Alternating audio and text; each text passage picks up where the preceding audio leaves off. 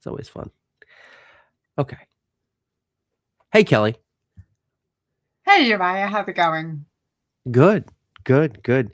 Uh, and hey, everyone, if you're watching out there, and we know you are, thank you for hanging out with us here on a Wednesday afternoon. It's about 1:30 where we are. We had so much fun at the parade on Saturday in Fredericksburg with you. It's so cool that you did that with Potomac Local and me and Norton Pelt and about 1,000 other of our closest friends who came to hang out with us at the on the corner of Princess Anne and Karen. Where's it? Carol, Princess Anne and Amelia Street is where we were. I loved being invited, and that was one of the coolest things I've done in quite a few years. And Uriah, I'm just thrilled that you finally got your first Fredericksburg parade under your belt because you grew up here, right? More or less. You've been in Stafford for more than a minute. Yeah. So What you're took you right. so You're right about long? that.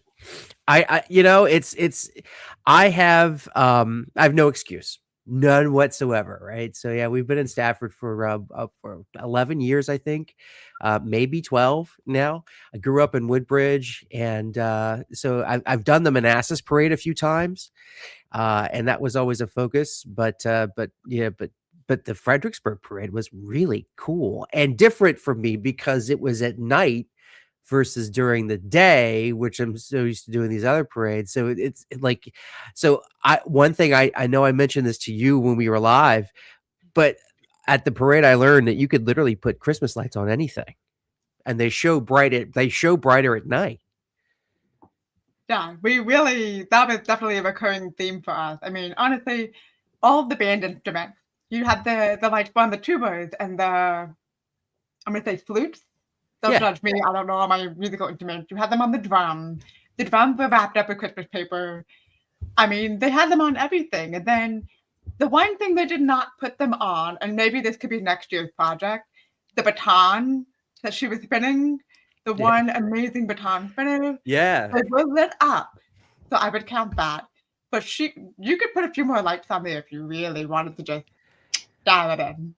So you can see our video if you go to youtube.com/Potomac Local and like it and subscribe. I think we've got well over 1,000 views on that video. We're very happy about that. We're on our way to 2,000 views. So be sure to subscribe to our YouTube page, youtube.com/Potomac Local. And what I was really impressed the most is just the sea of people, especially when the combined bands from Stafford and Spotsylvania counties came. It was the whole street not only was full of instruments and people, but it caused like a human traffic jam. It really did. And what's amazing is, like you and I talked about this on the live stream, but the amount of energy that those kids have. They're freezing cold. We know that. We were cold. They're cold. They're marching in that a lot longer than we are. But they've probably been practicing all fall long. They've got their marching down pat. Their timing is amazing. And they just kept going. The drum lines on some of them were incredible. And then you had the color guard with the flag that did not stop moving. They were incredible. And I think, if I'm not mistaken, Spotsylvania won for marching band. And I think that's their second year in a row. So now That's we've cool. got a little bit of a competition heating up between these groups. Oh, you Well, got the video. Look at that. I've That's got the video now. Yeah. So I figured we're talking about it. We should just pull up the video. I don't know where we are in the video. I think we're about an hour, about 45 minutes into the parade here, where we saw these cool floats come by. But yeah, and we published. Let me see if I can pull up the. I know I published the winners of the parade for Yeah. Fredericksburg. I published them yesterday. I know we've got Manassas up today at PotomacLocal.com. If you want to find out who won in Manassas, that is on today's homepage at PotomacLocal.com. I'm now going through and looking up the winners from Fredericksburg's parade. Here we go, and I will I'll share this with us here. So we've got the Fredericksburg parade pulled up. So it looks like the so best marching band, you're right, Spotsylvania combined.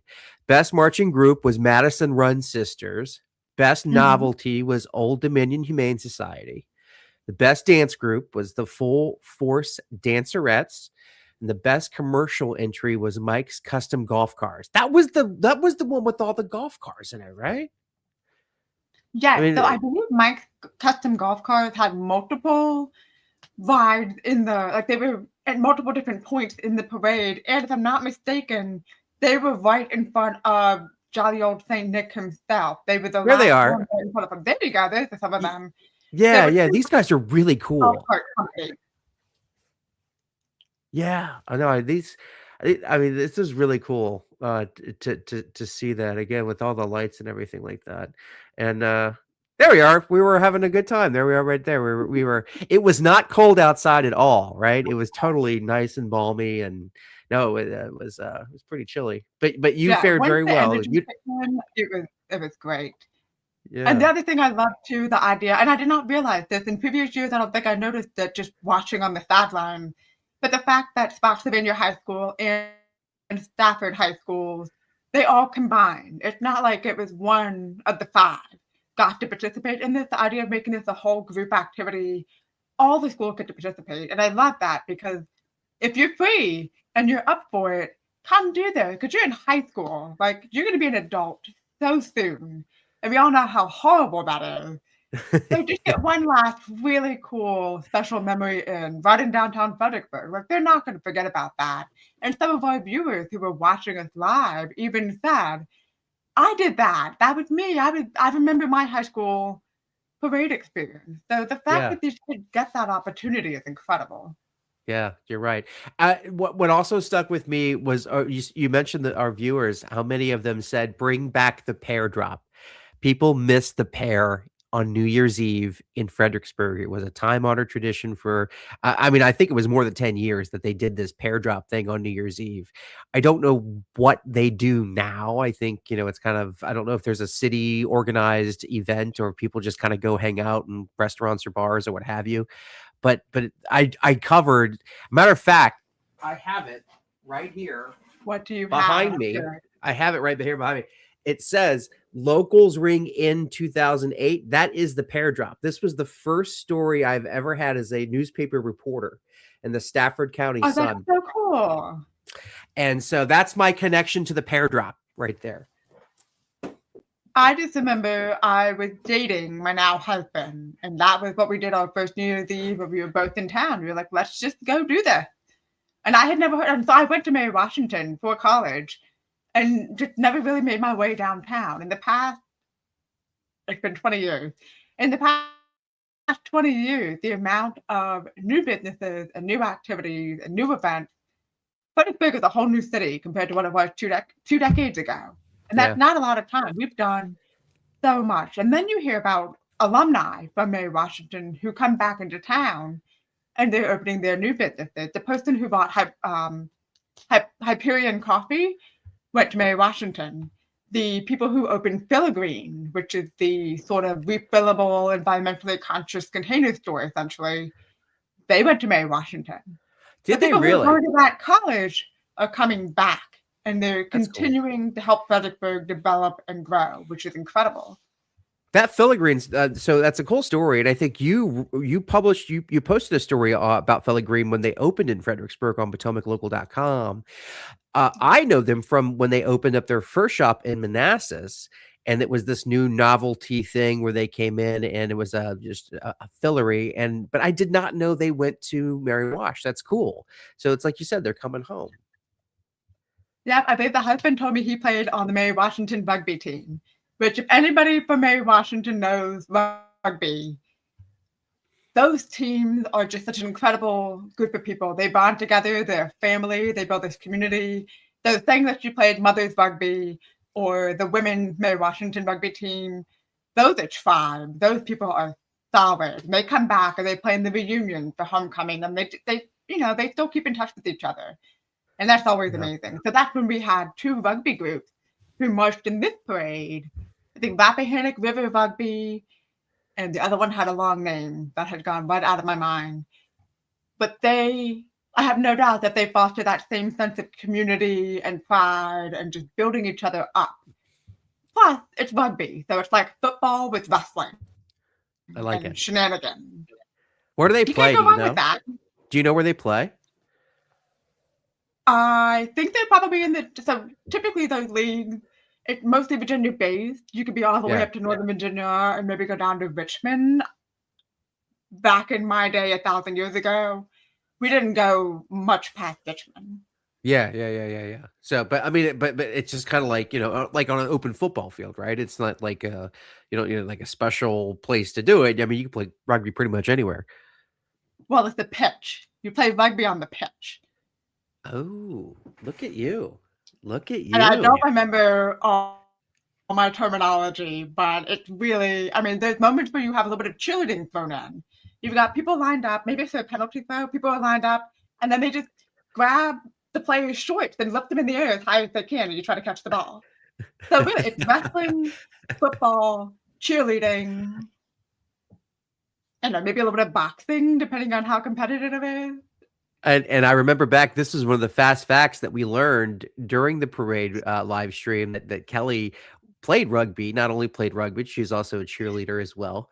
So, and the way she's describing it, it makes me wonder, have you ever played rugby? If you have, drop a line in the comments. Let us know if you've ever, as Kelly said, pulled somebody up by their shorts.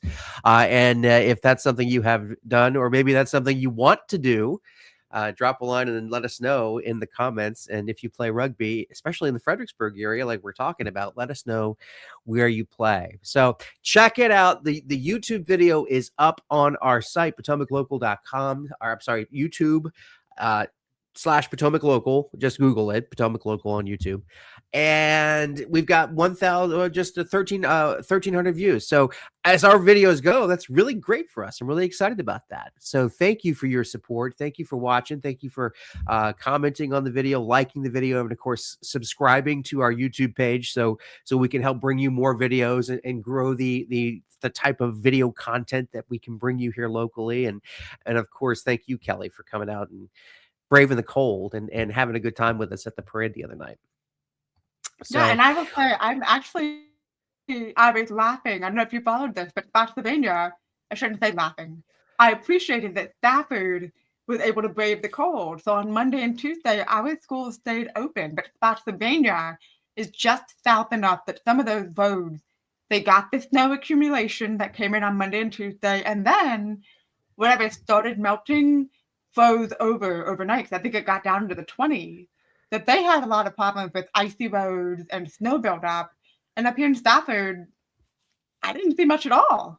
No, so this was, I believe, Monday, the Monday storm that came through. And by the way, folks, we are watching weather for this weekend coming, the potential for more winter weather. So you want to stay with us at potomaclocal.com for the latest on that winter weather forecast and what it might do to the area school enclosures and what have you. But this past storm, you're right. I was on doing one of these things, these live interview things with Kelly Hannon at VDOT on Monday, just kind of checking the roads. And I had the video, I had the VDOT cameras on 95 pulled up.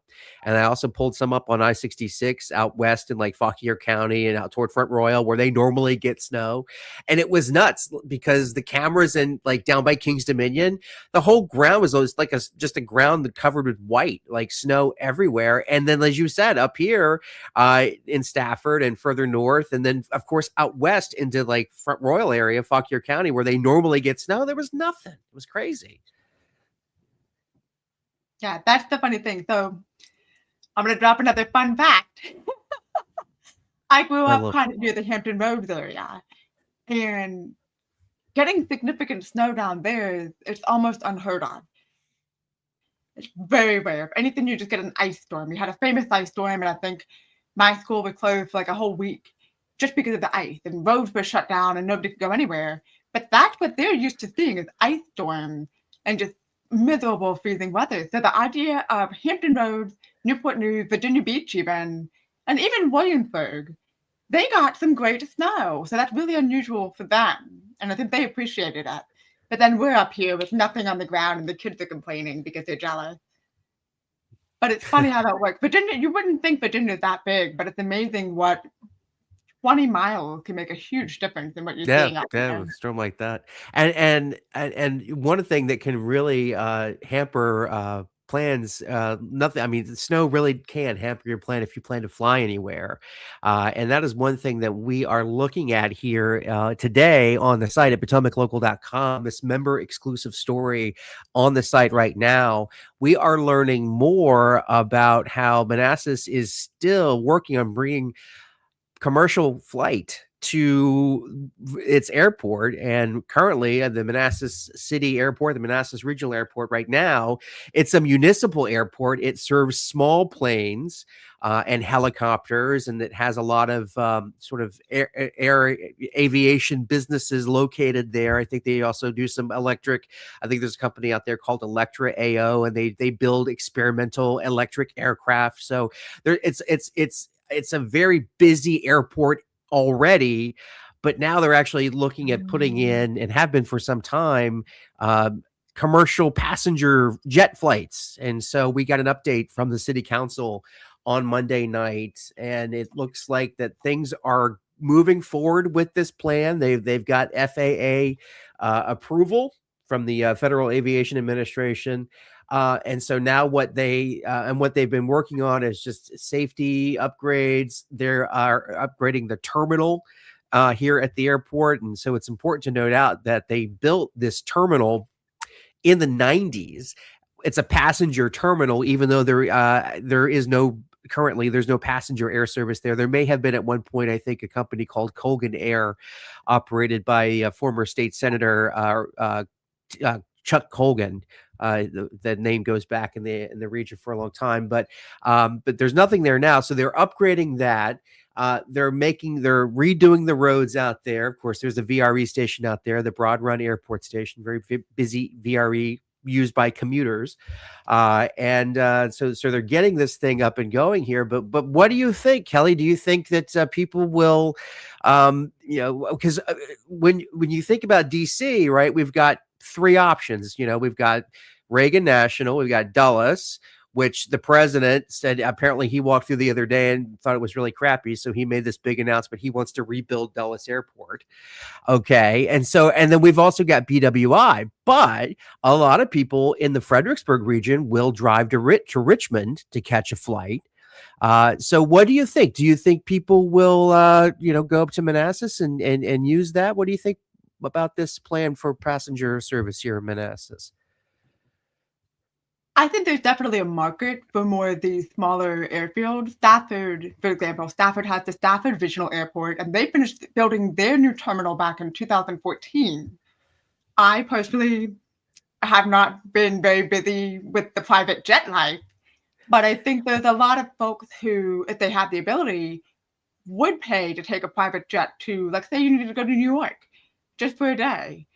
The amount of time you spend driving up to the airport, whether it's Manassas or all the way up to DC or down to Richmond, you're going to drive there.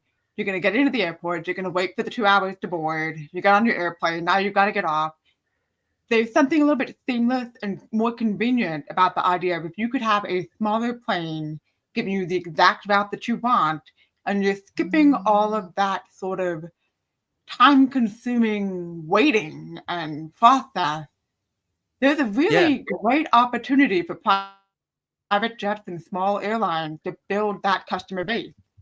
Yeah, and I think what's important here, I think that, right now, like you said, Stafford and in Manassas too, small private jets currently land at these airports, and for executives, and especially because it's cheaper than landing. It's cheaper for a corporate executive to land their plane at one of these smaller airports than it would be to do so at Dulles or Reagan National or something like that. But what we're talking about here are actually big jet planes that will go and pack, 50 to 100 people on them and fly them out, to and that's the question. We don't know where they're going to go. And I think that is going to be key. I think, if you're going to high travel destinations like Orlando, I think you could probably do a pretty good business. Maybe even Myrtle Beach. I was talking to somebody at a Prince William Chamber event, and they last week they split their time between Northern Virginia and Myrtle Beach. They have a house in both places, and he tells me he flies, I forget what airport. So Myrtle Beach may be but I think if you hit these regional destinations, maybe over in like Columbus, Ohio, or this. I don't think these things will go all the way to California. I don't think you'll be able to catch a cross country flight. But if they're doing these, heavily traveled, especially if you go to, I mean, who isn't going to Disney World or Universal or Orlando, having, doing that sort of thing? I think they could be very successful. Absolutely. And there's even the possibility of, so you mentioned Orlando, your big family reunion. And there are people who do enormous family reunions. Those are the folks who might say, you guys, instead of all of us trying to fight for airplane seat at Dulles, what if we all come together and we get this plane flying out of Manassas and we take it down to Orlando? Or maybe Florida. I don't know the flight range, but maybe further down into Florida, maybe you can go to the Caribbean. I don't know the details of that, but there's a lot of advantages to being able to control your flight plan and your flight capacity. So Yeah. these smaller airplanes with a more direct option could be really like tempting for people who have the ability to make that work. I don't know if they still fly out of Dulles, but when they started, there was it was called Frontier Airlines, and they had just announced service from Dulles, and they had this stupid cheap sale on tickets to, I think we flew to Tampa, and they were like $40, like it was stupid cheap, like one way $40. You paid full fare the other way. So, it was just my wife and I at the time, and so it was like, well, it's just what the heck, let's just go. But when we got on there, it was like every little thing like costs. Like, hey, you want some extra ice? Yeah, it's gonna cost you. Hey, do you want to apply for this credit card before you get off? Here, fill out this credit card application. And I'm like, no, that's good. I'm good. I brought my own pillow. Thank you very much. So, But so for spring break this year, my family, the five of us, we went to BWI and we hopped on Frontier Airlines. And we took that down to Miami for a cruise that we were doing, because honestly, there's five of us. So if I can drive probably an extra hour from like Dulles to Richmond, I drove an extra hour. I got a lot cheaper of an airfare. And up we to we got BWI, from Fredericksburg to BWI. Yeah. exactly. We have three kids, so I'm already traveling with all of the snacks and the headphones and the screen and the distractions and the water bottles. You bring your water bottle in empty because they will yell at you. You bring it in empty and then you go fill it up at the airport. We Yeah. already have all of that, so we're not buying extra anyway. So it's totally worth it if you wanna stay big on your airfare so that you can spend more at your destination. Absolutely, I would not knock Frontier. Yeah. Well, like I said, I don't even know if the company that we flew is still in business, but hey, they got us there and they got us home, and that's all that matters, right? I'm still here, we're still here, we're still doing that. So one of the other things that we're covering right now on PotomacLocal.com is we're looking at schools today, and we're not covering it, I should say. The Fredericksburg Free Press is covering this when we've linked out to it. But it looks like they are adding new metal detectors to all 7 of the counties, Spotsylvania County middle schools. These will be Evolve weapon scanners. So these are the ones that you see commonly at the stadiums and the concerts that you go to. They allow a lot of people to pass through at once. And we have seen these also be installed in Prince William County at their middle schools and their high schools, and as well in Manassas City. And so, we started reporting on this in Prince William and Manassas about 2-3 years ago, and there was some sensitivity to the fact that, hey, these aren't metal detectors, these are Evolve scanners, because, and I think they just did that because Evolve sounds better than metal detectors, but at the end of the day, that's what they are. So these metal detectors, it looks like they're coming south. They started up in obviously Washington, D.C. You see them there, and then into Maryland, and now they're making their way progressively further south here into Virginia. It's interesting because I've got three kids. I've got a middle schooler and I have one in elementary school. And I'm all about trying to keep my kids as safe as they can possibly be. That's why I think it's so important that we invest in the school system. But it just makes me scratch my head and wonder, are we Are the weapon detectors treating the symptom or are they treating the problem? What is going on that we are having to worry about the safety of families and students and athletes watching a football game or Yeah. going to school or going to a basketball game? What has happened in sort of, it's probably a bigger question than we want to get into, but what's going on in society where this is normal to like have to worry about whether somebody's going to have something on them and get into an altercation? Like you've got it up there on the article. There was a shooting involving kids. We said juveniles. They're children. Yeah. What is going Yeah. on? Yeah, and that was back in April, and Taft Coghill here with the story at the Fredericksburg Free Press reporting that in April, after a third grade student brought a loaded gun to class and accidentally discharged it, Spotsylvania County Public Schools Superintendent Clinton Mitchell said he would eventually like to see weapons detection systems in the schools. And so that just brought back, just reading that brought me back to that. So it was such a busy news week that week. I remember not only did we have this happen in Spotsylvania, but we also had a plane crash in Spotsylvania. It was like the next day or so. It was a very, very busy week, but Yeah, I remember but that. yeah, it was a small plane that went down, so it wasn't. I don't think any. I think people walked away, thank God. But very busy news week. Very busy for first responders in Mhm. Spotsylvania County that week. But yeah, no, it's a good point there. And this comes as beefed up security at football games, and it looks like we had a shooting involving juveniles earlier this fall in Spotsylvania County. I know in Stafford, they're really, when it comes to football games and sporting events. I mean, they're really big on clear backpacks and not bringing anything. And actually, I don't even know if they allow you to bring a backpack in terms of what they allow you to come into the stadium with. But Yeah, but it's yeah, clear yeah, bag. clear Clear is bag, is a even clear bag for policy.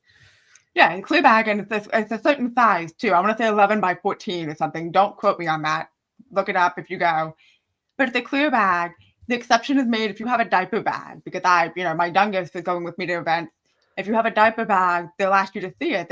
You can have your diaper and your wipes in there. But even the fine arts events now, it's supposed to be the clear bag only. If you want to go see the kids, the all county chorus, or if you want to go see the fine arts festival that Stafford County schools have in the spring, it's supposed to be clear bags. Now enforcement can vary, but even you want to go see your kids' art and you want to see the kids sing, and they're worried about what are people going to bring in. There's something not right about that. Yeah, but what do you think? Let us know. Do you feel safer that metal detectors are now finding their way into our public schools here in our region, or do you think they're do you think they're not necessary? Do you think we have our schools are safe enough where we don't need those? I can remember talking with some of the folks in Prince William County, and the fact is for them their budget being a $4 billion, I believe it's up to $6 billion budget now. Money's not really the issue for them. They have it.